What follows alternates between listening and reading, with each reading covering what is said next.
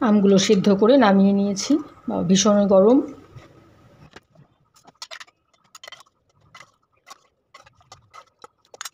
আমগুলোকে আমি ঠান্ডা জলে ভিজিয়ে নিয়েছি, নাহলে ভীষণই গরম আমগুলো।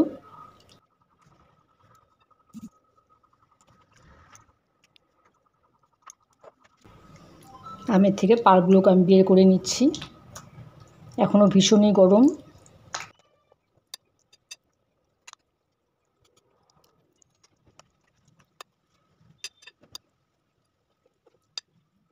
একটা প্যানের মধ্যে আমের পাল্পটাকে আমি নিয়ে নিচ্ছি।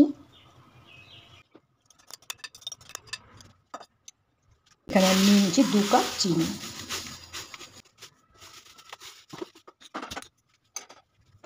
চিনি দিয়ে আমের পাল্পটাকে খুব ভালো করে জাল করে নিচ্ছি।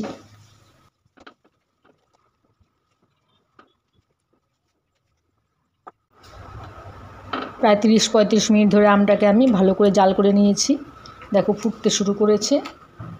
যখনই ফুটতে শুরু করবে তখনই তোমরা একটু ঢাকা দিয়ে দেবে।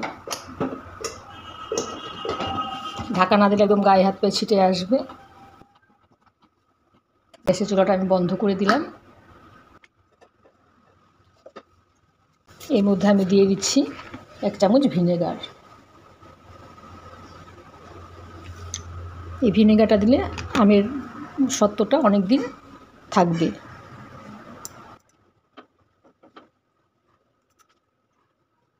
এখানে আমি 2টো স্টিলের থালা নিয়েছি।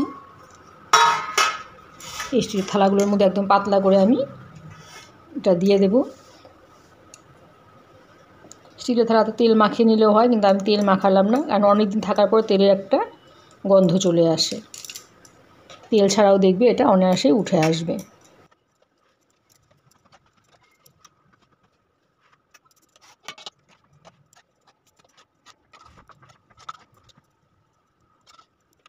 আমসত্ত্বগুলো আমি রোদে দিয়ে দিলাম। পুরো একদিন সারাদিন রোদ লাগবে, একদম কড়া রোদে দিতে হবে।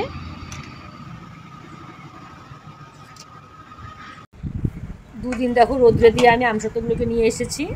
আমি তোমাদের কেটে দেখাচ্ছি আমসত্ত্বগুলো।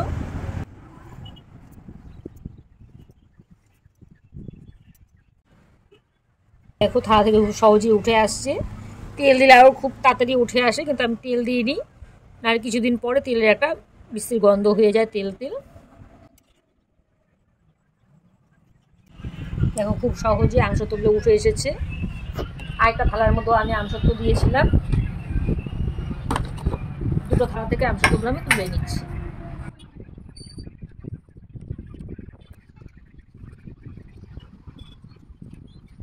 এই থালা থেকেও দেখো আমসত্ত্বগুলো খুব সহজেই উঠে আসছে। তোমরা চাইলে থালার মধ্যে তেল দিয়েও নিতে পারো। তেল ছাড়াই দেখো কত সহজেই উঠে আসছে। একই রকমভাবে আমি সবগুলো আমসত্ত্ব তুলে নিচ্ছি।